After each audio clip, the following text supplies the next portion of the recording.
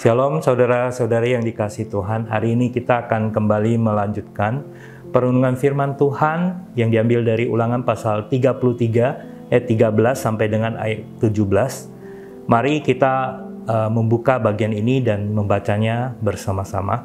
Tentang Yusuf, ia berkata, kiranya negerinya diberkati oleh Tuhan dengan yang terbaik dari langit, dengan air embun dan dengan air samudera raya yang ada di bawah, dan dengan yang terbaik dari yang dihasilkan matahari, dan dengan yang terbaik dari yang ditumbuhkan bulan, dengan yang terutama di gunung-gunung yang sejak dahulu, dan dengan yang terbaik dari bukit-bukit yang berabad-abad, dan dengan yang terbaik dari bumi dan serta segala isinya, dengan perkenanan Dia yang diam di dalam semak duri. Biarlah itu semuanya turun ke atas kepala Yusuf, ke atas batu kepala orang yang teristimewa di antara saudara-saudaranya. Anak sulung lembu sapinya adalah kegemilangannya, dan tanduk-tanduknya seperti tanduk-tanduk lembu hutan. Dengan itu ia akan menanduk bangsa-bangsa seluruh bumi, dari ujung ke ujung. Itulah orang Efraim yang puluhan ribu, dan itulah orang Manasye yang ribuan. Demikianlah pembacaan firman Tuhan hari ini. Saudara sekalian, bagian yang kita baca ini adalah perkataan terakhir dari Musa kepada bangsa Israel. Dan ini adalah satu perkataan berkat. Secara khusus di dalam bagian ini ada perkataan secara khusus kepada keturunan daripada Yusuf, yaitu dari suku Efraim dan suku Manasye. Musa mengucapkan berkat dari Allah karena Yusuf itu adalah orang yang teristimewa di antara saudara-saudaranya. Berkat terbaik dari bumi dengan segala isinya, yaitu tanah dan wilayahnya, yang menghasilkan sehingga mereka terpelihara bahkan penuh kelimpahan ataupun kemakmuran. Bahkan dari kedua suku inilah muncul pahlawan-pahlawan Israel yang gagah perkasa, yang membawa kemenangan atas bangsa-bangsa sekeliling Israel. Inilah berkat yang diucapkan oleh Musa kepada keturunan Yusuf. Dan sebelum mengucapkan berkat ini, kita mengetahui bahwa Yusuf itu adalah orang yang dipilih Allah. Dia adalah anak yang dikasihi oleh ayahnya yang adalah Yakub, nenek moyang bangsa Israel. Dan Yusuf yang dipilih oleh Allah untuk menyelamatkan bangsa Israel dari kelaparan yang melanda dunia pada masanya itu ketika dia menjadi orang kedua setelah Firaun, Raja Mesir.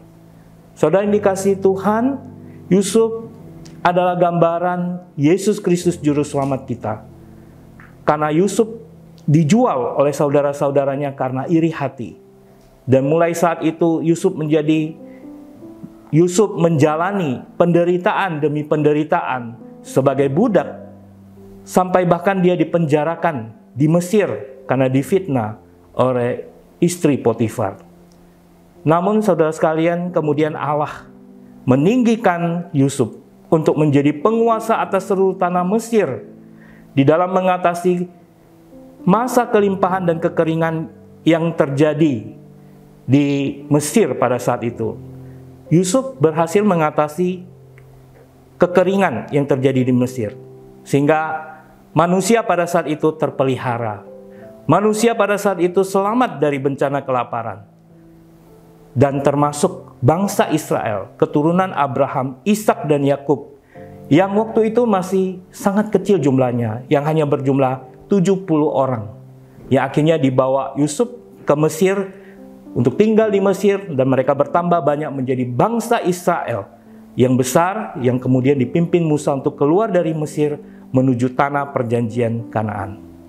Saudara sekalian yang dikasihi Tuhan, Yusuf mendapat berkat 2 kali lipat karena kedua anaknya, Efraim dan Manasye, diberkati Yakub dan dijadikan anak sama seperti Yusuf oleh Yakub, sehingga kedua anaknya menjadi 2 suku bangsa Israel, Efraim dan Manasye, yang diberkati oleh Tuhan. Saudara sekalian, sama seperti suku Efraim dan Manasye, kita yang percaya kepada Kristus, kita menerima berkat dan anugerah terbaik di dalam hidup kita. Apakah itu saudara sekalian? Yaitu berkat terbaik, yaitu keselamatan di dalam Kristus Yesus. Anugerah kehidupan yang kekal yang Tuhan berikan kepada setiap kita yang percaya kepadanya. Dan di dalam hidup kita sebagai anak-anak Tuhan, kita juga bukan cuma menerima anugerah keselamatan, tetapi kita juga menghidupi keselamatan itu dan menerima berkat penyertaan dan pemeliharaan Tuhan yang sempurna.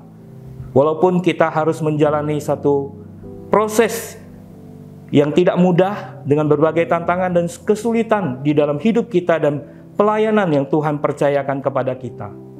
Karena Tuhan menjadikan segala sesuatu indah pada waktunya. Allah senantiasa memberikan yang terbaik untuk kita, umatnya, gerejanya, anak-anaknya. Mari kita datang kepada Tuhan. Kita bersyukur untuk segala berkat anugerah keselamatan yang telah kita terima di dalam Kristus Yesus yang dikaruniakannya kepada kita.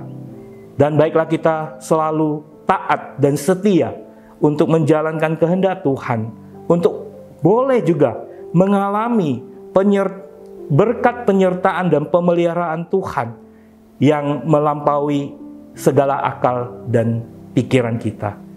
Kiranya Tuhan memberkati kita. Soli Deo Gloria. Amin.